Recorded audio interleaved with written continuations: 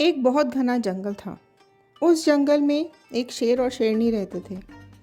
उस शेरनी ने एक बच्चे को जन्म दिया और जन्म देने के दौरान वो शेरनी मर गई। शेर भी वहाँ से छोड़ के चला गया। अब वो बच्चा वहाँ जंगल में अकेला पड़ा हुआ था।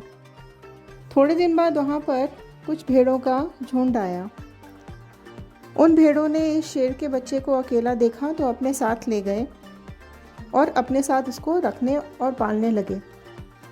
भेड़ घास खाती है और काफ़ी डरपोक जानवर है। जब शेर इन भेड़ों के बीच में रहने लगा तो वो भी काफ़ी डरपोक बन गया और वेजिटेरियन हो गया। वो भी घास खाने लगा। उसको ये पता ही नहीं था कि वो एक्चुअल में एक शेर है। उसको आइडिया ही नहीं था कि वो एक लायन है और उसने कभी भी एक शेर की तरह दहाड़ा नहीं था। थोड़े दिन बाद वो बड़ा हुआ और एक बहुत ही सुंदर शेर बन गया। तो एक दिन वहाँ पर एक बहुत बड़ा शेर शिकार के लिए आया। उसने भेड़ों के झुंड को देखा और उन्हें अटैक करने के लिए उनकी तरफ दौड़ा। भेड़ बहुत डर गई और इधर उधर भागने लगी। ये शेर का बच्चा भी डर गया और इधर उधर भागने लगा। ये शेर देखकर बहुत हैरान रह गया कि ये क्या हो रहा है, ये भेड़ों के साथ ये शेर क्या कर रहा है, और अगर भेड़ मुझसे डर के भाग रही हैं तो ये शेर भी मुझसे डर के क्यों भाग रहा है। तो उसने उन भेड़ों को छोड़ा और उस शेर के पीछे भागने लगा। काफ़ी दूर जंगल में भागते भागते उसने उसको पकड़ लिया। पकड़ के उसने पूछा कि भाई ये क्या है, तुम क्यों इतना डर रहे हो, मुझसे क्यों डर रहे हो। तो उसने बोला मुझे छोड़ दो, मुझे जाने दो, मुझे मत मारो। ये सुन के शेर बड़ा दंग रह गया कि ये मामला क्या है। तो वो उस शेर के बच्चे को लेकर एक नदी की तरफ गया। वो मना करता रहा कि मुझे नहीं जाना, मुझे छोड़ दो, मुझे छोड़ दो।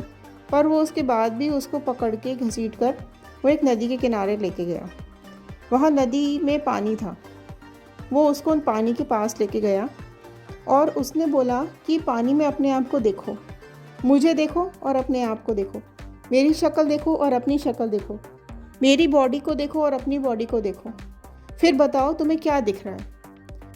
तो शेर के बच्चे ने वैसा ही किया। उसने जब नदी में देखा खुद को और वो बड़े वाले शेर को तो उसे कोई फ़र्क नहीं समझ में आया।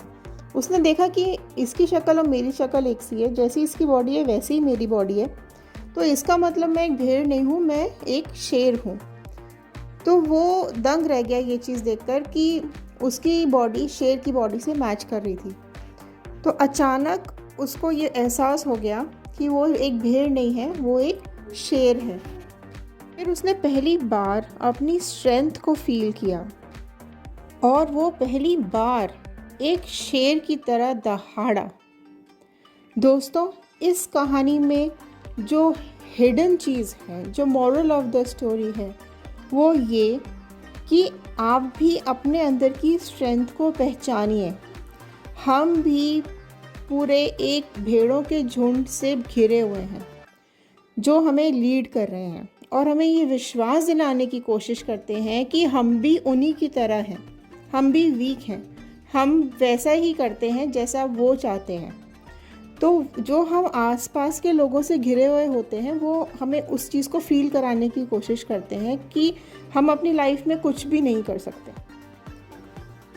दोस्तों, आप भी अपने अंदर छुपे हुए उस शेर को पहचानिए।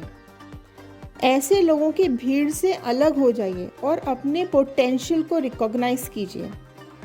और उस दिन जिस दिन आप अपनी स्ट्रेंथ को रिकॉग्नाइज कर पाएंगे, उस दिन आप अपनी ग्रोथ के लिए तैयार हो जाएंगे। आपकी सक्सेस का रास्ता खुल जाएगा।